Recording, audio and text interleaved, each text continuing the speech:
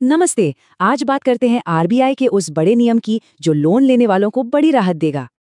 अक्सर होता यह है कि लोग लोन जल्दी चुकाना चाहते हैं पर एक्स्ट्रा चार्ज यानी पेनाल्टी लग जाती है। लेकिन अब आरबीआई एक ऐसा नियम ला रहा है जो लाखों लोगों को इसी बोझ से बचाएगा। तो बड़ी खबर यह है कि आरबीआई कई जरूरी लोन्स पर प्री पेमेंट चार्ज पूरी तरह से खत्म कर रहा है। इसी पेनल्टी को फोरक्लोजर चार्ज भी कहते हैं और नया नियम इसी को हटाने के लिए है। और हाँ, ये नियम 1 जनवरी 2026 से लागू होगा, तो ये तारीख याद रखने वाली है। इससे फायदा किसे होगा? होम, कार, पर्सनल लोन लेने वालों को और हाँ, छोटे कारोबारियों को भी।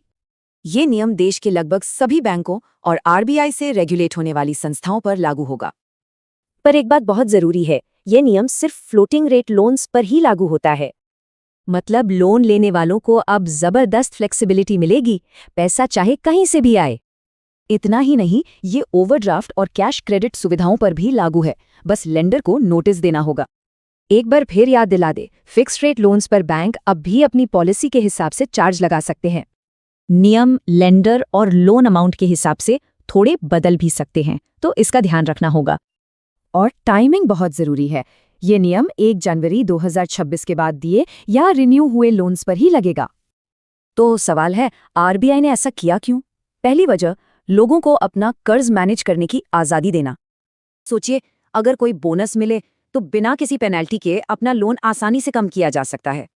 दूसरी वजह है ट्रांसपेरेंसी बढ़ाना और उन छिपे हुए चार्जेस को खत्म करना जो परेशान करते हैं। और आखिर में, इससे बैंकों के बीच एक हेल्दी कंपटीशन बढ़ेगा, जिसका सीधा फायदा ग्राहकों को होगा। तो अब सवाल ये उठता है कि इस जानकारी से हमें क्या सीखना चाहिए?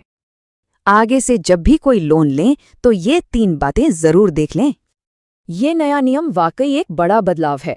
सोचने वाली बात ये है कि भारत में लोन लेने का भविष्य अब कैसा होगा।